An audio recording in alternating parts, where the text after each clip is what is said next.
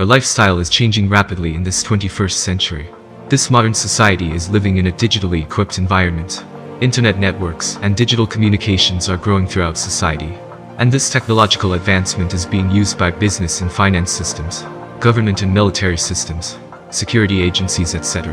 Modern society is becoming reliant on this domain of digital technology is known to be cyberspace.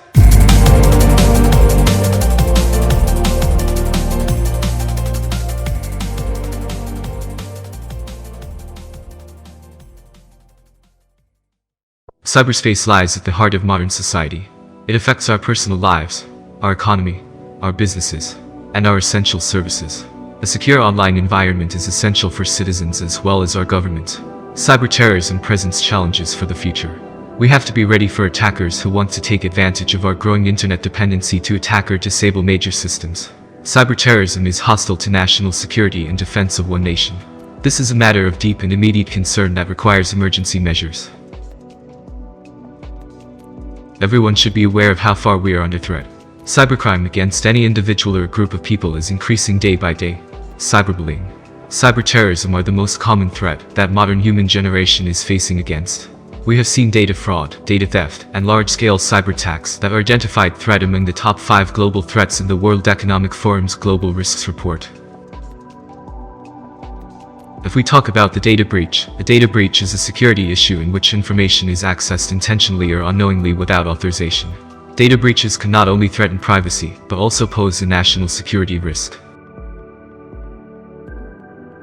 Recently, we have seen that Indian government has banned 59 Chinese origin mobile applications, citing prejudicial to sovereignty and integrity of India, defense of India, the security of the state, and public order. This decision of banning mobile applications is also a targeted step to ensure the security and sovereignty of Indian cyberspace. According to government report, some mobile apps available on Android and iOS platforms were misused by stealing and surreptitiously transmitting users' data in an unauthorized manner to servers that have locations outside India, which ultimately impinges upon the sovereignty and integrity of India. The strategy of war between nations has changed. Today, a country does not directly join the battlefield. They demonstrate soft power tactics such as trade wars, economic sanctions, strategic and cyberspace attacks against enemy countries. A country can use multiple cyber attacks and get access to critical military or government data, nuclear strategic data, and more to gain information superiority against the enemy nation.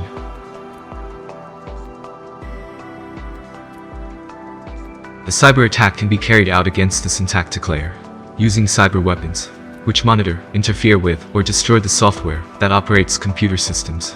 Those weapons include malware, malicious software such as viruses, trojans, spyware, and more. Information and psychological warfare are new forms of weapon that is being used against the enemy party. This war strategy has coordination with cyberspace, which is used to change the audience's behavior, voice, and thoughts. In this age of information, social media platforms, web, communication technology have become the weapon of choice in defining the narrative of an issue.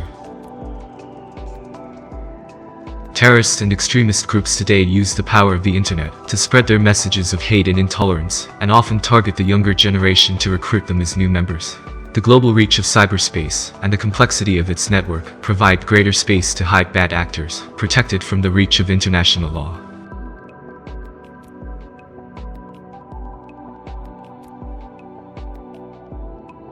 Earlier, US Army banned the popular video app TikTok for national security concern. These social apps could gain access to personal and other important data that could be a national threat. Some enemy intelligence agencies can use various social media platforms to spread inflammatory content. That's why platforms like Facebook and others pose a threat to national security. They can use social media to a large extent to recruit, communicate, and train their members and spreading propaganda and bigotry.